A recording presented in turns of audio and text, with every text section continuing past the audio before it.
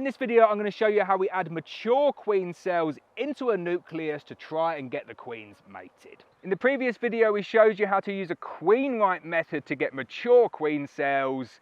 Now we're going to show you how we add them into our nuke boxes. So what Richard's got down there is a nuke box that he made up about 4 or 5 days ago.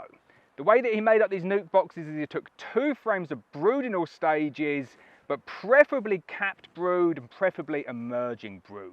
Added in a frame of stores, and then within 15 minutes he added in the mature queen cell and just hung it in between the frames.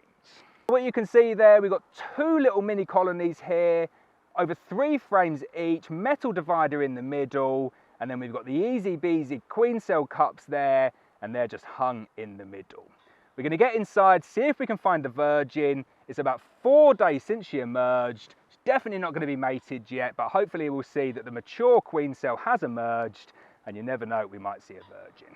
So while Richard's gone off to find his hive tool, it's just night to stay again. There are hundreds of colonies in this apiary. Look how close I'm getting to these bees here. They just don't care that I'm here. Everything here is bred to be as gentle as it can possibly be. I'm going to get my veil back on now before I get stung in the face.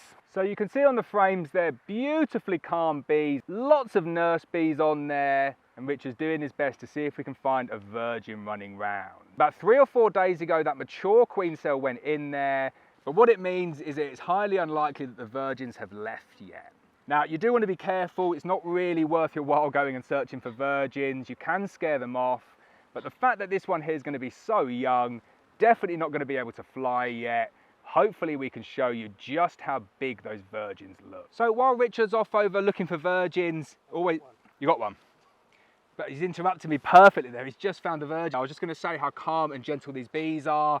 I'll put these down. Let's go and have a look at the virgin that Richard's found. So there you go. You can see the virgin running around on the frame there. She's probably 1 or 2 days old, maybe 3 days old. But she'll take her time to become sexually mature, not too skittish, and then she will go off and she will mate. What Richard does after that is once he gets 1 or 2 frames of nice capped worker brood from that new queen there, they get upgraded into their Payne's poly nukes, and then they get built up ready to overwinter. Once that queen goes out and gets mated, we wait until she's laying up about a frame or 2 full national deep frames of brood, and then she'll get transferred over into a Payne's nuke, built up ready to overwinter. You can see the virgin there, she's trying to hide, but she's not too skittish at all. Really beautiful colour, very orange, nice big long abdomen already before she's even gone out and mated. And you've seen on other videos just how big these queens get once they've been out to mate. Right, so Richard's gone ahead and found the 2 virgins in there, and as I said, they'll go out and get mated now. But I just want to give another shout out to these bees here. We spend a lot of money on good quality breeding stock. And as I said in previous videos, what Richard does, he takes the grafts from that breeding stock, turns them into F1 queens, they get mated in this apiary here, and then he chooses the very best F1 queens to remain here in this apiary. So you get your pure breeder queens, the drones from them are flooding the apiary, but then the pure drones that are produced by the F1 queens are also flooding the apiary. And not just any old F1s, they're the selected F1s, the best of the best that stay here in a very, very remote location, which means that we're able to flood this valley with drones, which means that the F1 queens that are getting mated here are very, very influenced by the amount of good quality genetics that is in the air because of those drones. These aren't local mongrel matings, as you can see from the calmness of the bees on this frame here. Can't do this with all bees. This isn't set up, this is genuinely just how calm these bees are. A couple of things that I really like about this method, and quite proud of the fact that these are the nukes that we sell at Black Mountain Honey, is the fact that we're using proper nukes to get them mated.